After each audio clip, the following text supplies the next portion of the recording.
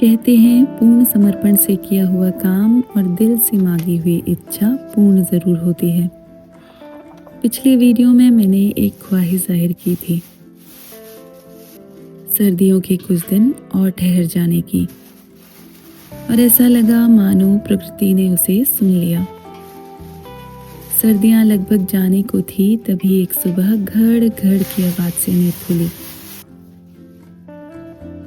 मैंने खिड़की का पर्दा हटाया तो देखा आसमान में दूर दूर तक काले बादल छाए थे। लगा जैसे मुझसे मिलने आए हों, अलविदा कहने। मैंने भी सारे काम छोड़ अपना कैमरा उठाया और कैद करने लगी इन पलों को अपनी यादों में। थोड़ी ही देर में ये घने काले बादल जोरों से बरस पड़े।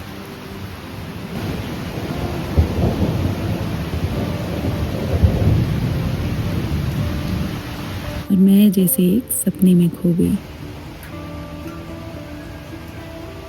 लगा मानो एक प्रेमी सा सर्द बादल अपनी प्रेमिका धरती को आलिंगन में लिए कह रहा हो, अब मैं चलता हूँ, अपना ख्याल रखना और मेरा प्रेम सदा याद रखना, जल्द लौटूंगा। जब हम मिलेंगे तो ये सर्द उत्सव फिर मनेगा। मैं घड़ घड़ कर नाचूंगा, तुम मेरे प्रीत की बरसा में भीग कर इठलाना इतराना, और कहीं बर्फ की चादर में लिपट मेरे प्रेम में हो जाना। हमारा ये अनुराग चहुं ओर फैलेगा, और जब बसंत आएगा तो सुंदर कोमल शिशु सा कोपल हर वृक्ष पर लहराएगा। रंग बिरंगे फूलों से सारा संसार भर जाएगा और धरती का हर कण वसंतोत्सव मनाएगा।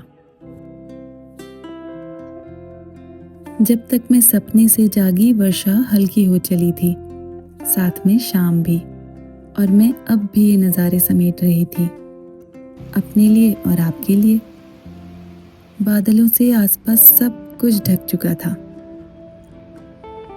धुंधली पर चमकती रोशनी पूरे शहर को खूबसूरत बना रही थी।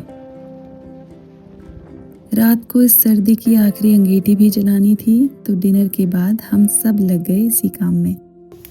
और यहाँ टिम सबसे ज़्यादा मज़े ले रहा था।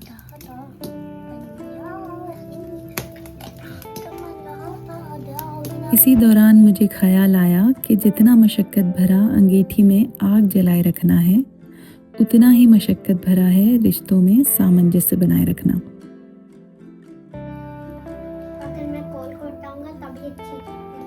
अंगीठी की गर्माहट बनाए रखनी हो तो अग्नि मंद होने से पहले लकड़ियां डालनी होती हैं। वैसे ही रिश्तों में गर्माहट बनाए रखने के लिए अविरल प्रेम प्रवाह जरूरी है। फिर रिश्ता पति पत्नी का हो, माता पिता बच्चों का, या फिर दोस्ती का। रिश्ता चाहे जो हो, फ्यूल तो बस प्रेम है।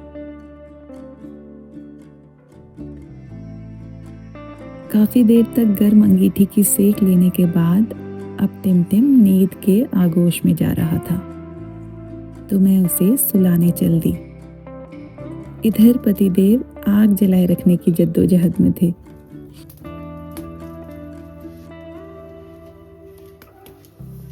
और अपने छोटे मोटे काम निपटाकर मैं भी आ बैठी इन सुकून के पलों को जीने के लिए।